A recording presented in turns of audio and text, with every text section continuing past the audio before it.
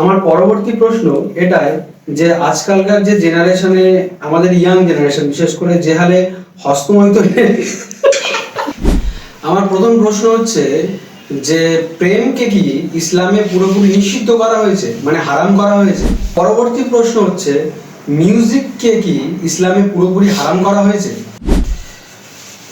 আমার তৃতীয় প্রশ্ন এটাই যে আজকালকার যে জেনারেশনে হস্তমৈথুন জিনিসটা নিয়ে এত চারদিকে মানুষ মানে এটা নিয়ে পড়ে রয়েছে, এই ব্যাপারটাকে ইসলাম কিভাবে দেখে। আসসালামু আলাইকুম জেমিনি, আজকে তোমার সাথে আমি কিছু ইসলামের প্রশ্ন নিয়ে আলোচনা করব। তুমি কি প্রস্তুত আছো? ওয়ালাইকুম আসসালাম। হ্যাঁ, আমি প্রস্তুত। তোমার কি প্রশ্ন আছে বলো। আমার প্রথম প্রশ্ন হচ্ছে যে প্রেমকে কি ইসলামে পুরোপুরি নিষিদ্ধ করা হয়েছে মানে হারাম করা হয়েছে। ইসলামে প্রেমকে পুরোপুরি নিষিদ্ধ করা হয়নি, তবে কিছু নির্দিষ্ট নির্দেশনা আছে। ইসলাম পবিত্রতা, বিনয় এবং পারিবারিক সম্পর্ককে গুরুত্ব দেয়। বিয়ের মাধ্যমেই প্রকৃত এবং বৈধ প্রেমকে উৎসাহিত করা হয়। তোমার এই বিষয়ে কোনো নির্দিষ্ট প্রশ্ন আছে? না, ঠিক আছে, আমি বুঝতে পেরেছি।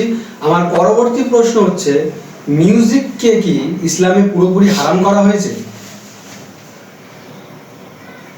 মিউজিক বা সঙ্গীত নিয়েও ইসলামে কিছুটা মতভেদ আছে। কিছু ব্যাখ্যায় সব ধরনের মিউজিককে হারাম করা হয়েছে, তবে অনেক পণ্ডিত মনে করেন যে নির্দিষ্ট ধরনের মিউজিক, যেমন যা ভালো বাদ ছড়িয়ে দেয় বা আধ্যাত্মিকতাকে উৎসাহিত করে, তা অনুমোদিত। কোনটা হারাম বা কোনটা অনুমোদিত তা নিয়ে দৃষ্টিভঙ্গির পার্থক্য আছে। তুমি কোন ধরনের মিউজিক নিয়ে জানতে চাইছো? না, ঠিক আছে, বুঝতে পেরেছি। আমার তৃতীয় প্রশ্ন এটাই যে আজকালকার যে জেনারেশনে হস্তমৈথুন জিনিসটা নিয়ে এত চারদিকে মানুষ মানে এটা নিয়ে পড়ে রয়েছে, এই ব্যাপারটাকে ইসলাম কিভাবে দেখে। ইসলামী দৃষ্টিকোণ থেকে হস্তমৈথুনকে সাধারণত নিরুৎসাহিত করা হয়। এটিকে অনেক পণ্ডিত মাকরুহ বা অপছন্দনীয় বলে মনে করেন। ইসলাম পবিত্রতা এবং চারিত্রিক দৃঢ়তাকে গুরুত্ব দেয় এবং এই ধরনের আচরণকে অনেক সময় এর পরিপন্থী হিসেবে দেখা হয়। এর পেছনে ধর্মীয় এবং নৈতিক উভয় কারণেই থাকবে।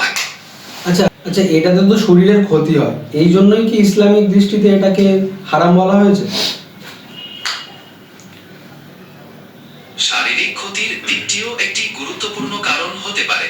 ইসলাম সর্বসময় শরীরকে সুস্থ ও সতেজ রাখা এবং ক্ষতি থেকে রক্ষা করার উপর গুরুত্ব দেয়।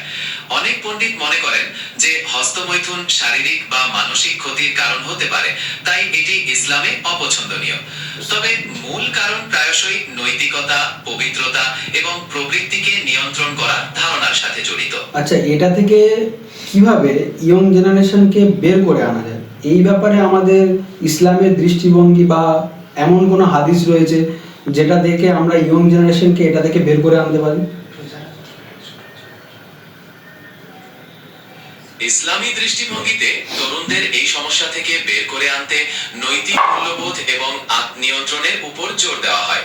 কোরআনে মডেস্টি বা বিনয় এবং পবিত্রতা বজায় রাখার কথা বারবার বলা হয়েছে। কিছু হাদিসে তরুণদেরকে বিয়ে করার পরামর্শ দেওয়া হয়েছে, যা ইসলামিক কাঠামোর মধ্যে থেকে চাহিদা পূরণ করার একটি উপায়।